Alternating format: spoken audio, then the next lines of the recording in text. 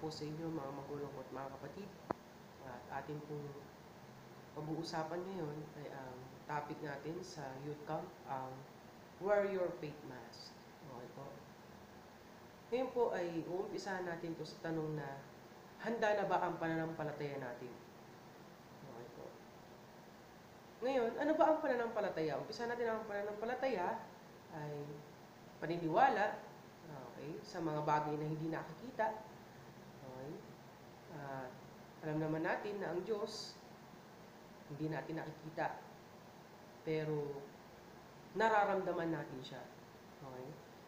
Gaya ng hangin, nararamdaman natin pero hindi natin nakikita. Ganyan ang Panginoon. Okay? Andiyan siya, namamalagi sa atin, pinagmamasdan niya tayo. Okay?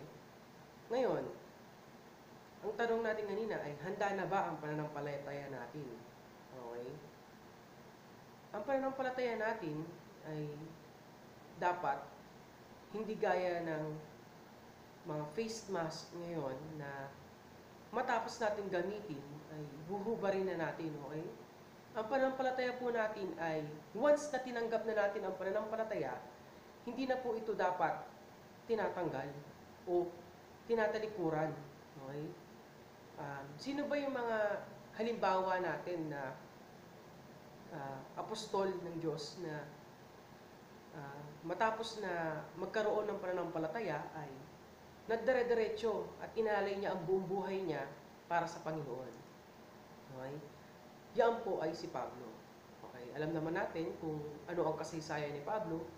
Bago siya maging Pablo ay siya muna ay si Saulo. Okay? Nakita natin sa kanya yung pananampalataya na kahit bagamat ano man yung mangyari sa buhay niya, eh, hindi siya natatakot. Ang lagi niya sandigan ay ang Diyos. Okay po.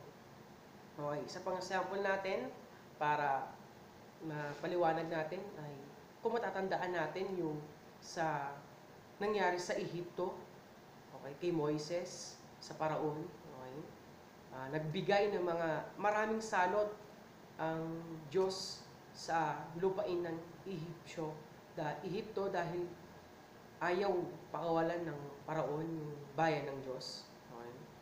Nakita natin na nagmatigas ang puso ng Paraon upang hindi mabigyan ng pagkakataon ng Diyos na tanggalin yung bayan niya. Pero nakita natin ang kapangyarihan ng Diyos. Okay? Nakita natin yung mga Israelita, yung bayan niya, hindi nadamay sa salot na yun. Okay? Diba po? Na alam natin yan na hindi nadamay ang mga Israelita sa salot na binigay ng Diyos. Bakit? Siya ang bayan. Okay? Ang mga Israelita ang bayan ng Diyos. So, hindi niya papahintulutan na madamay sa salot na ibibigay niya yung mga naniniwala at sumasampalataya sa Kanya. Opo. Sa panahon nga natin ngayon, may umiiral na pandemya. Okay? Yung pandemya na yan ay maiyahangin tulad natin sa salot na dumating sa ating lipunan ngayon. Okay? Yung COVID-19 na yan. Alam natin, totoo yan. Totoo may COVID-19. Yan yung kalaban na hindi nakikita. Okay? Pero, pag may pananampalataya tayo sa loob natin, yung kaligtasan na inaasahan natin sa Panginoon ay ibibigay niya sa atin. Okay, basahin natin yung topic natin ngayon, yung sa Isaiah 41:10. Okay? Ito po ang sasabi sa aklat ng Isaiah. Ako'y sa inyo, huwag kang matakot. Ako ang iyong Diyos. Di ka dapat mangamba kanino man. Palalakasin kita at tutulungan, iingatan at ililigtas. Okay. Ngayon, diba po, tumanggap tayo dahil sa bautismo na ating natanggap sa Panginoon. Tinanggap natin ang ating Panginoong Hesus na Diyos at tagapagligtas natin. Okay?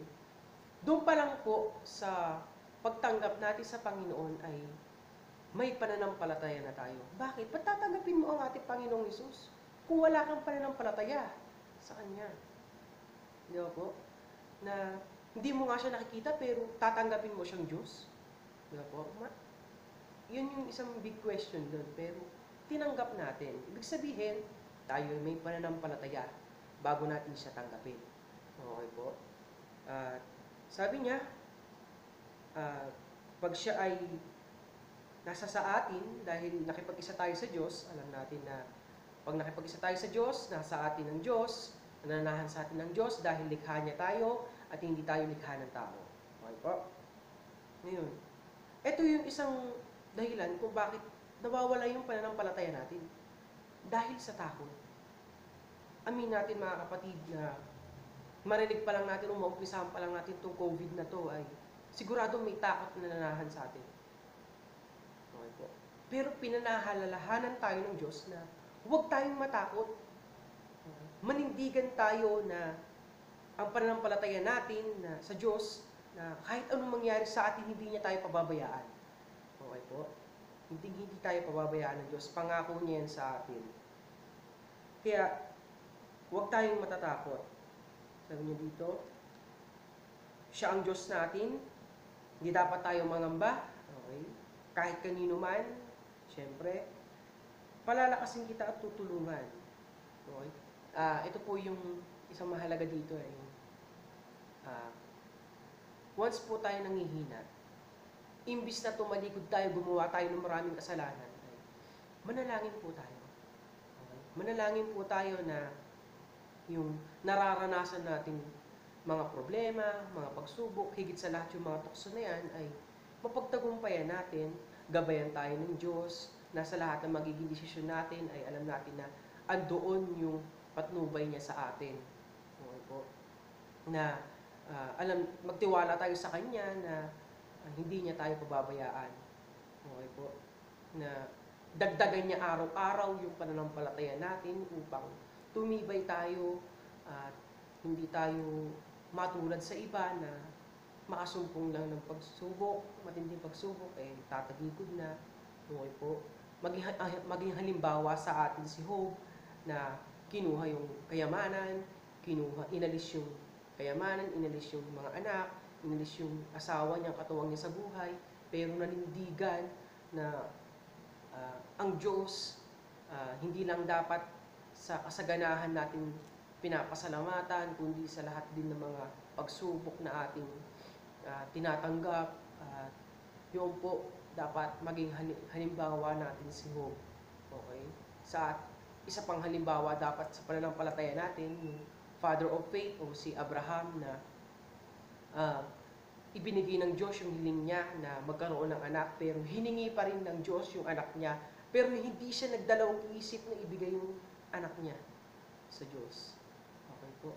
Ganun yung pananampalataya na meron sila na hindi ako magpapatinag dahil lang sa mga physical na pangangailangan, kundi magiging matatag ako dahil sa spiritual na pangangatawan ko, pangangailangan ko. Yun po yung dapat nating isaalang-alang na kahit saan tayo pumaroon, sa sanlibutan, sa trabaho, sa eskwelahan, sa anumang mga ginagawa natin, dapat hindi natin hinuhubad yung pananampalataya na meron tayo sa atin. Dahil ito po ang mag-iingat sa atin at magpapalakas sa atin sa pamumuhay natin dito, simula na tayo tumanggap hanggang sa dumating yung Panginoon. Dapat yung init natin sa pananampalataya, yung pananampalataya natin, kung gaano siya natin kakilala, yun pa rin dapat yung mananatiling nasa atin hanggang sa kanyang pagdating.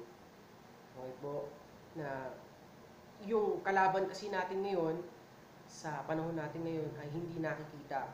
So dapat tayo ay mas palakasin natin yung pananampalataya natin na mas dakila ang Diyos sa lahat ng mga pagsubok, sa lahat ng mga problema na yan. Dapat ang Diyos ang mananatiling nasa atin. Muli mga kapatid, pinapaalala sa atin ng Diyos na tanggalin natin yung takot na sa mga bagay na makakasakit sa atin sa pisikal. Hindi lumakas tayo dapat sa pananampalataya upang ang lahat ng mga bagay na kailangan natin sa pisikal, sa espiritual ay maibigay sa atin ng Diyos na walang alinlangan.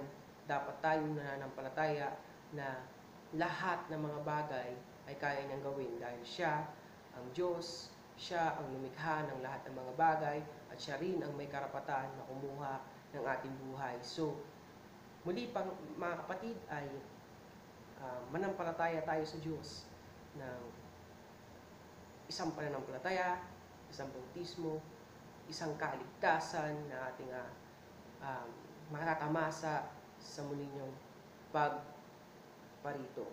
At muli, mga kapatid, maraming salamat po sa inyong pakikinig sa aking naibahagi na salita ngayon at ang kapurihan po ay sa ating po Diyos. Muli ay maraming salamat.